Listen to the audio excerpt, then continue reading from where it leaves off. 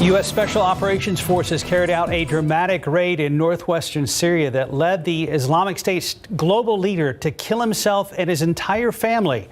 As American forces moved in, 13 people died in that blast. No Americans were killed. President Biden says the operation takes a major terrorist leader off the battlefield and sent a strong message to the world. For a closer look at what that message is, we bring in Dr. David Lesch from Trinity University, an expert in history and one of the world's foremost experts on Syria and U.S. foreign policy in the Middle East. Good morning.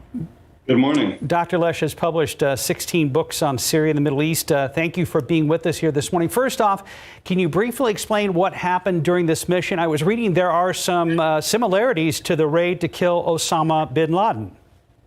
Yeah, there is. I think, again, oftentimes we find out down the road what really happened, and which sometimes contradicts what we're hearing now.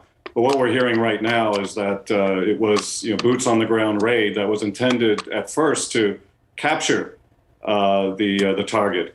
And of course, he blew himself up before that could happen. And when you try to capture, you need boots on the ground rather than drone strikes.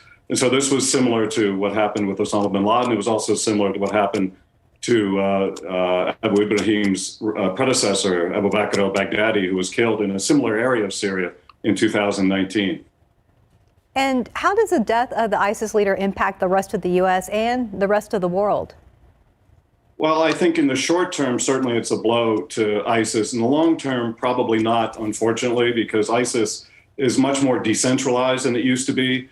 During its heyday in 2014 to 2017, it controlled a large swath of territory across Syria and Iraq, and actually had a capital in Raqqa in Syria. So it was much more centralized. So you could cut off the head of the snake at that time. It would have much more of an impact. Now it's much more dispersed into smaller cells across Syria and in other places in the Middle East and beyond.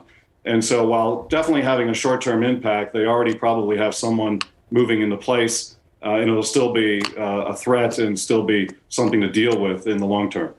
What's next for the U.S. and Syria now that this potential threat has been eliminated?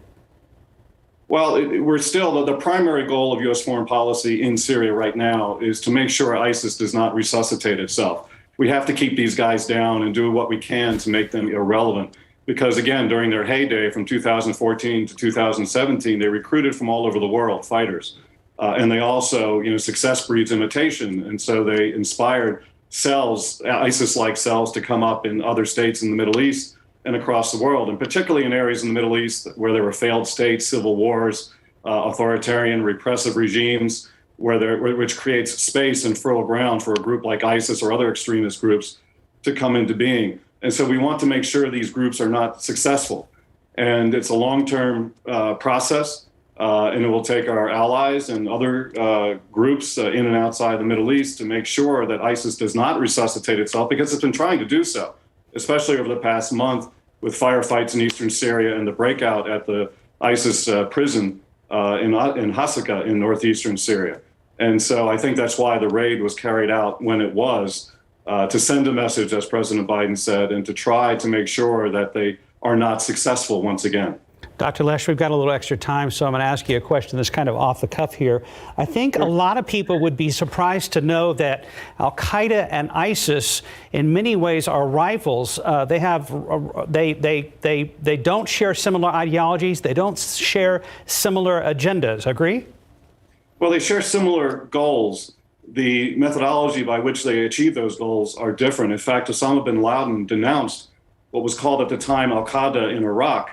And ISIS was emerged from Al-Qaeda in Iraq, what was called Al-Qaeda in Iraq, led by Abu Bakr al-Baghdadi, mostly because they were felt free to kill other Muslims. And that's something Osama bin Laden was always against. And so they're trying to, Al-Qaeda, that is, trying to dissociate themselves from ISIS, which, of course, brutally ruled in Syria and Iraq. Al-Qaeda group in Syria, or the group that emerged from Al-Qaeda in Syria, has been trying to rebrand itself so that it's not on the terrorism list. It's doing so unsuccessfully, and I think it should be unsuccessful in that. But definitely they have different methodologies to attain basically the same goals. One real quick final question, Dr. Lesch. Do you still see groups like ISIS as a global threat to the United States and our homeland? Absolutely.